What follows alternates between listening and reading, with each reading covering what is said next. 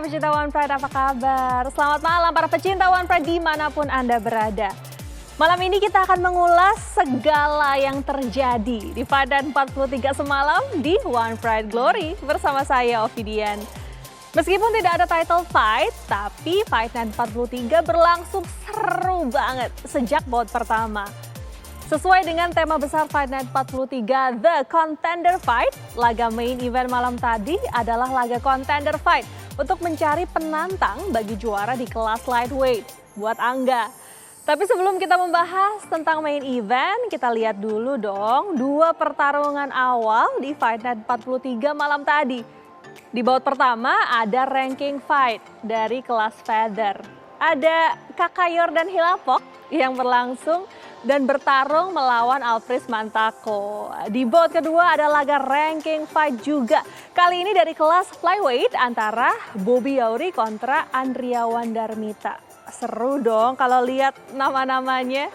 Bagi yang semalam gak sempat nonton, ini Ovi kasih lihat cuplikan lengkapnya.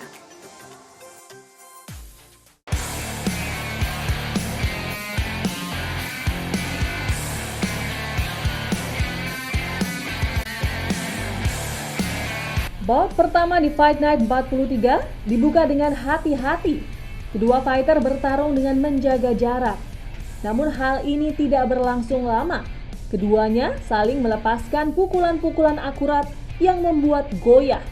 Sebuah knee dari Yordan mengarah ke rusuk Alpris dan membuat The Terminator sempat terhuyung-huyung. Namun Alpris sama sekali tidak menyerah dan malah memberikan counter attack yang juga membuat The Black Phantom terluka.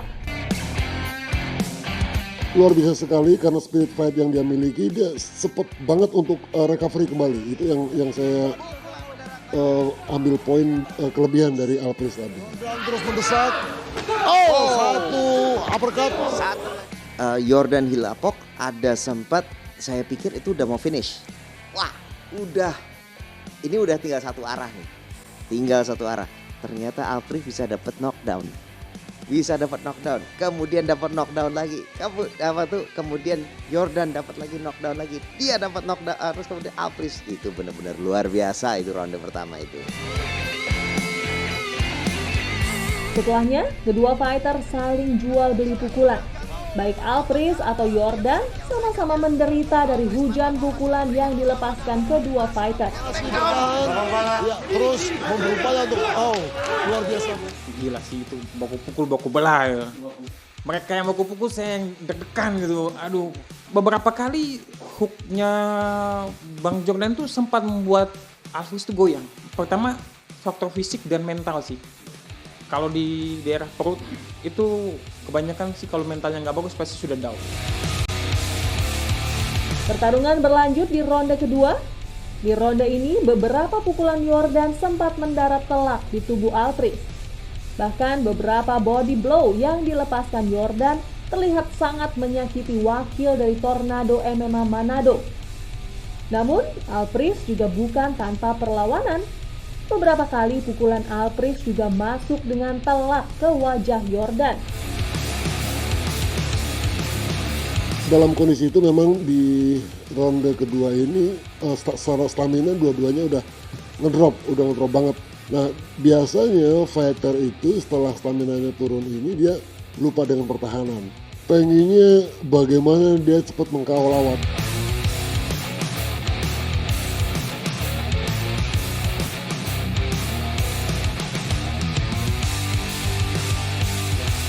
Dan di ronde ketiga, keduanya yang tampak sudah kehabisan gas masih mencoba mendaratkan finishing blow-nya. Bahkan Alpris sempat melakukan takedown dan ground and pound di akhir ronde ketiga. Namun Dewan Juri jugalah yang akhirnya memutuskan siapa yang jadi pemenangnya. Dan juri pun memberikan kemenangan angka mutlak untuk sudut merah Yordan Hilapok. Akhirnya, rentetan kekalahan Yordan berhenti di Fight Night 43. Secara poin-poin saya pikir dua-duanya hampir sangat seimbang. Menurut saya yang jadi penentuan adalah apakah tadi yang lutut tadi dan sudah dikejar oleh ground and pound itu dihitung sebagai near finish. Karena poinnya untuk near finish itu jauh lebih besar daripada kalau hanya sekedar knockdown.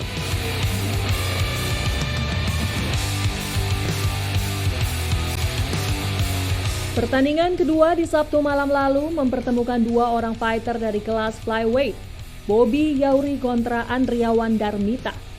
Pertarungan dua fighter lincah ini dibuka dengan mempertontonkan keahlian keduanya dalam melakukan teknik pukulan dan juga tendangan. Bobby beberapa kali mengeluarkan spinning back kick dan juga low kick yang mengarah ke arah kaki Andriawan. Namun, keduanya masih belum merasakan luka yang berarti hingga ronde pertama berakhir.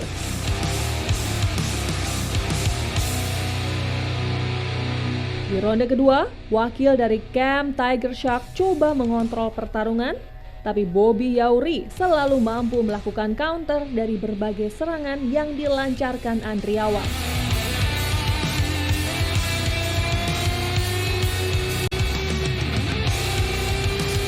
Bahkan di ronde ketiga, Andriawan sempat melakukan percobaan submission.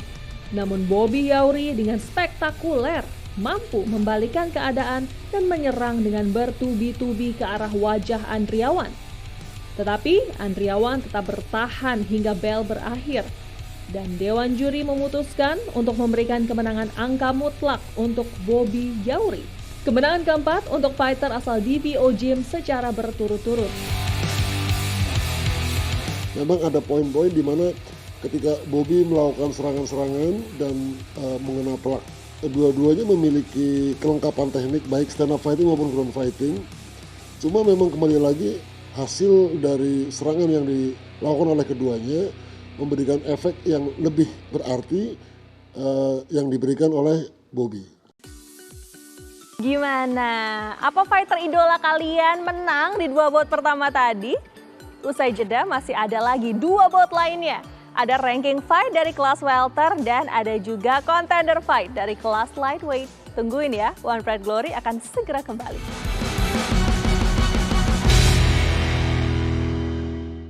Welcome back, masih bersama saya Ovidian di One Pride Glory. Bout ketiga malam tadi menampilkan dua fighter dari kelas yang sementara ini masih jadi kelas terberat di One Pride. Kelas welter, yes, Muhammad Sofi bertarung keras melawan Alwin Kincai demi bisa memperbaiki posisinya di kelas welter. Tapi lawannya, Macan Kerinci juga nggak mau posisinya di top 10 ini tergeser oleh fighter lain. Setiap pertarungan di kelas welter ini pasti sangat menarik. Seperti fight mereka berdua juga. Siapa pemenangnya? Ini dia highlight-nya.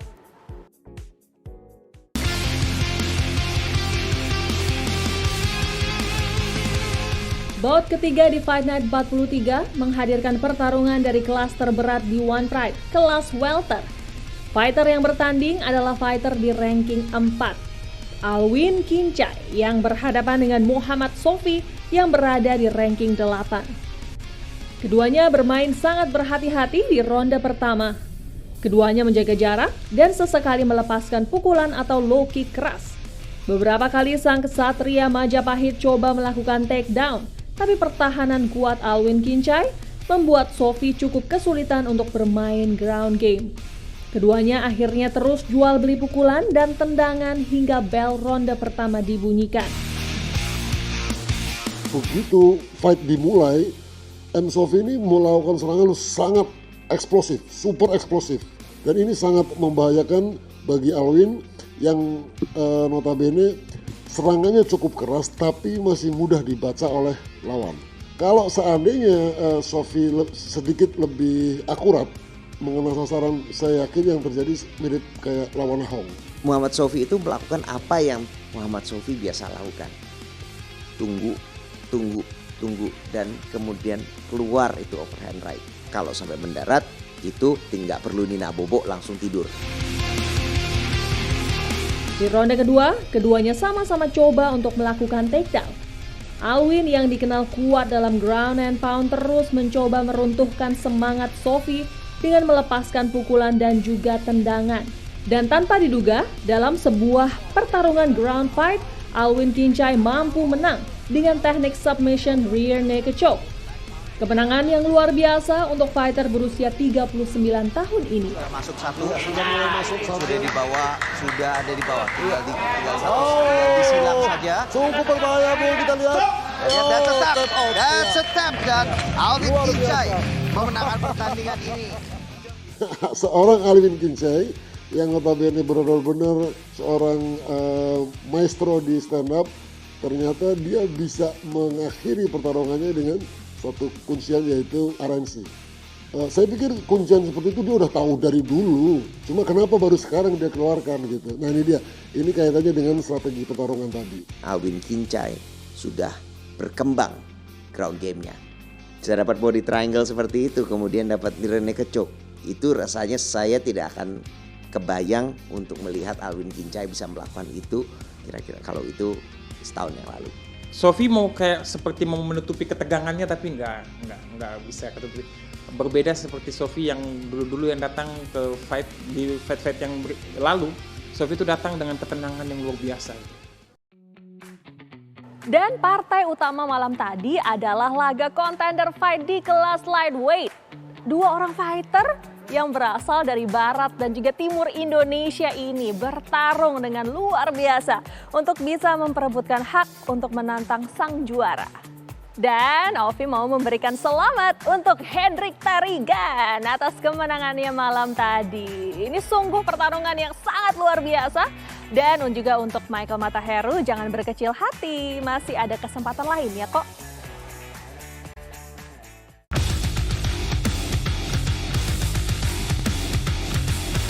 Main event Fight Night 43 mempertemukan dua orang yang bertekad menjadi penantang bagi juara di kelas lightweight, Angga.